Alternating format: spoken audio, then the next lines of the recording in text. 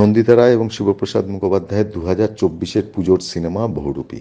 2011 সাল থেকে পরিকল্পনা এই সিনেমা করবার।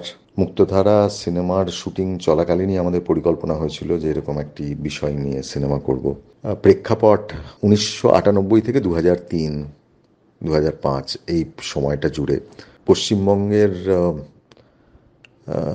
বুকে ঘটে যাওয়া মানে খুবই তাৎপর্যপূর্ণ ঘটনার মানে ক্রমান্বয়ে ঘটে যাওয়া এমন কিছু ঘটনা, এবং সেটাকে কেন্দ্র করেই এই সিনেমা। ভীষণভাবে সত্যি নির্ভর এই সিনেমা, এবং এই ঘটনার সঙ্গে যুক্ত চরিত্ররা বেঁচে রয়েছেন এবং তারা সিনেমার সঙ্গে ভীষণভাবে যুক্ত। তারা তাদের জবানবন্দি দিয়েছেন এই সিনেমা হওয়ার জন্য। এটা আরও বড় একটা ঘটনা, এবং সিনেমার সঙ্গে আমরা একটা ডকুমেন্টারিও রিলিজ করব, যেখানে এই সত্যি ঘটনার মানুষরা থাকবে। এই সিনেমায় মুখ্য চরিত্রে অভিনয় করছে আবির চট্টোপাধ্যায়, রীতাভরি চক্রবর্তী, কৌশানী মুখার্জি এবং শিবপ্রসাদ মুখোপাধ্যায়।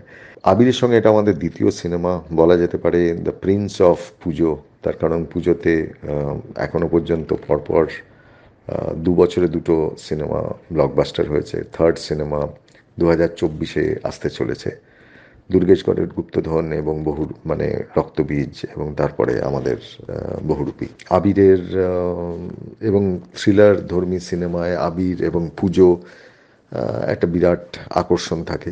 রীতাভরির সঙ্গে পরিচালক হিসেবে আমাদের প্রথমবার কাজেই একটা নতুন পাওয়া। আর ফাটাফাটি আগের বছরের হিট সিনেমা, তো একটা সুপারহিট জুটিকে আবার ফিরিয়ে আনাটা, যে হাউসেই তারা ফাটাফাটির মতো একটা সুপারহিট ছবি দিয়েছে, সেই সিনেমাটাকে আবার ফিরিয়ে আনাটা, আমার মনে হয় এটা হাউজেরও একটা কর্তব্য থাকে। তারা জুটি হিসেবে আবার রূপলী পর্দায় ফিরে আসছে, তো সেটা একটা পরম প্রাপ্তি। এর সঙ্গে কৌশানী মুখোপাধ্যায় প্রথমবার কাজ করছে আমাদের সঙ্গে।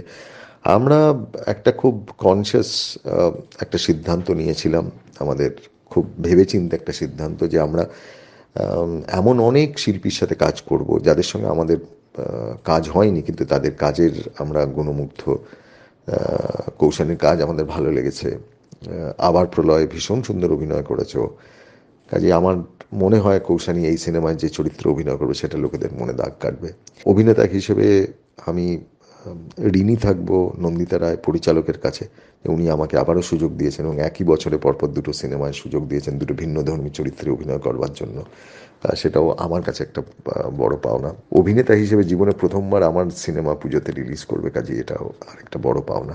রক্তবীজের সাফল্য আমাদেরকে ডেফিনেটলি অনেক বেশি সাহস দিয়েছে, তার কারণ এই সিনেমার বাজেট আমাদের কেরিয়ারের সবচেয়ে বড় বাজেটের সিনেমা। প্রায় 40 দিনের শুটিং শিডিউল, এবং এই সিনেমার মজার জিনিস হচ্ছে এই সিনেমার লোকেশন।